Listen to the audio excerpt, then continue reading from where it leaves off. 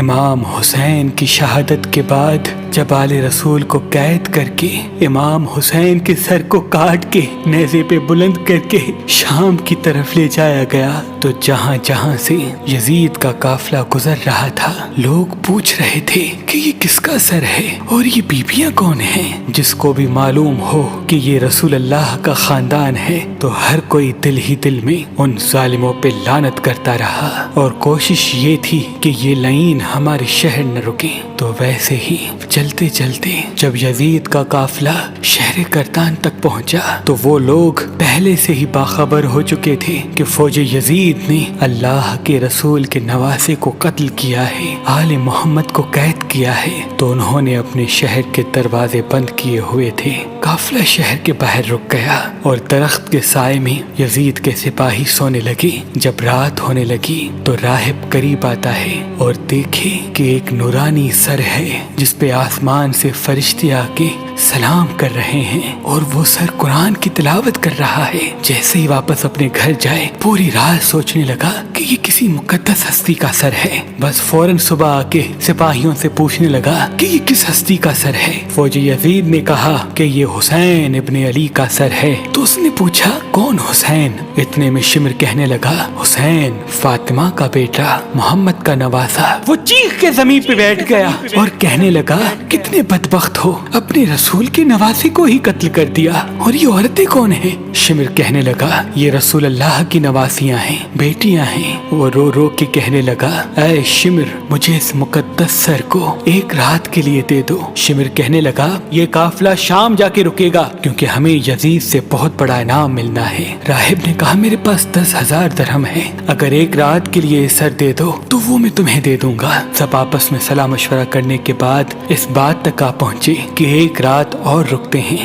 بالآخر ان ظالموں کو 10,000 درہم دے کے راہب امام حسین علیہ السلام کا سر لے کے اپنے گھر آ گیا اور ایک پتھر پہ آ کے اس سر کو رکھا اور زاروں قطار رونے لگا۔ اتنے میں امام حسین علیہ السلام کے سر سے آواز آئی اے راہب یاد کر جب تو اولاد کی دعا کروانے کے لیے میرے نانا کے پاس آیا تھا اور تمہارے مقدر میں اولاد نہیں تھا، میں نے اللہ سے دعا کی، اللہ نے تجھے 7 بیٹے عطا کر دیے اور تم نے کہا تھا کہ ایک مرتبہ میرے گھر آنا۔ اے راہب آج میں حسین تیرے گھر آ ہی گیا۔ بس جیسے ہی امام حسین کے سر سے یہ آواز سنی راہب زور زور سے رونے لگا اور کہنے لگا اے میرے آقا حسین مجھے معاف کیجیے گا، اگر مجھے معلوم ہوتا تو میں بھی آپ کے قدموں پہ قربان ہوتا۔ امام حسین نے فرمایا اے راہب اللہ کی مرضی یہ ہے کیونکہ اللہ کا دین میرے خون سے زندہ ہونا تھا۔ پوری رات وہ مولا حسین کے سر سے گفتگو کرنے لگا۔ جب صبح کا وقت قریب آیا تو راہب نے سوچا کہ میں مولا حسین کا سر واپس کیسے کروں۔ تاریخ نے لکھا وہ جو 7 بیٹے امام حسین کی دعا سے ملے تھے ان میں سے ایک بیٹے کا سر قلم کر کے شمر کے پاس لے گیا۔ شمر نے جیسے ہی سر کھول کے دیکھا تو کہنے لگا یہ حسین کا سر نہیں۔ وہ واپس آیا، دوسرے بیٹے کا سر قلم کیا، انہوں نے وہ دیکھا، پھر کہا یہ حسین کا سر نہیں۔ ایسے کرتے کرتے راہب نے امام حسین کے عشق میں اپنے 7 بیٹے قربان کر دیے۔ جب آخری بیٹے کا سر شمر نے دیکھ کے یہ کہہ دیا کہ اے راہب تو وعدہ خلافی کر رہا ہے، اگر حسین کا سر نہیں دیا تو ہم تیرے پورے خاندان کو قتل کر دیں گے۔ بس جیسے ہی واپس اپنے گھر پہنچا تو امام حسین کے سر سے آواز آنے لگی اے راہب اپنے سارے بیٹوں کے سر ان کے جسم کے ساتھ رکھو، اللہ کے کرم سے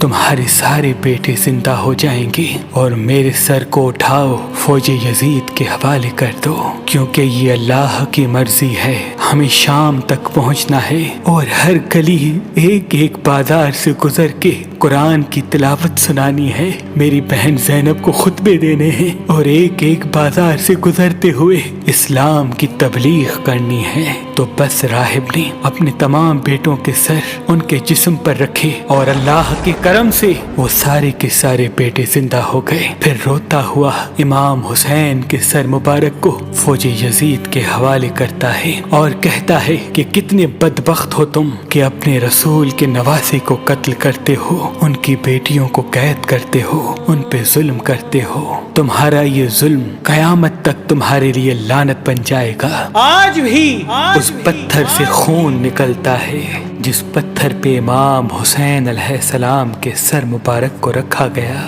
کیونکہ شہید کبھی مرتا نہیں اور خون ناحق کبھی چھپتا نہیں۔ خون ناحق